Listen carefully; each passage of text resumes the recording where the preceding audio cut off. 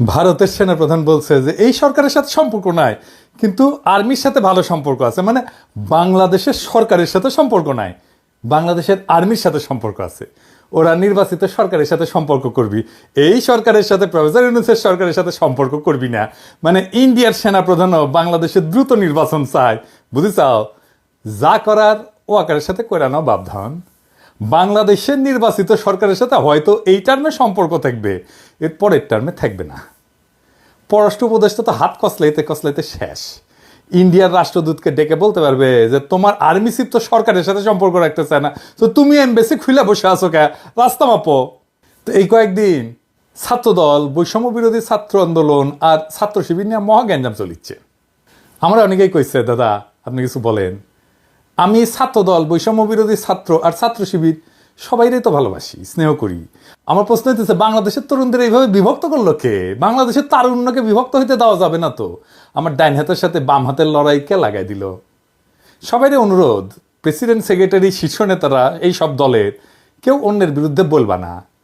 আজ থেকে টিভি চ্যানেলে গিয়ে তর্ক করবা না, ডিফিউজ করো এখন থেকে।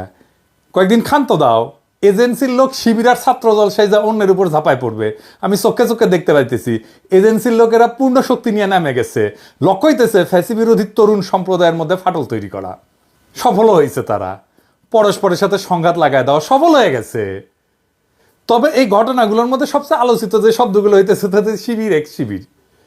জুলাই আন্দোলনের নেতাদের মধ্যে যে এত শিবির থাকার ব্যাপারটা এবং আন্দোলনে যোগ দেওয়া অনেকের, বিশেষ করে এই যে সেকুলার শহুরে এলিটদের, এদের মনে মনে হয় লজ্জা লাগিছে। এমনকি হাসিনাকে হটানোর আন্দোলনেও তারা নামছিলেন। এই ব্যাপারে আফসোসও দেখা যাচ্ছে কারো কারোর মধ্যে।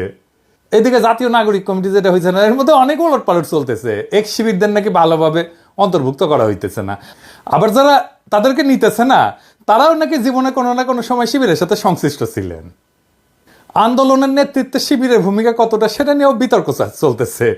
বাকশালী শাসনের প্রথা অনুযায়ী শিবির ত্যাগ দেওয়ার ঘটনাও নাকি ঘটতেছে।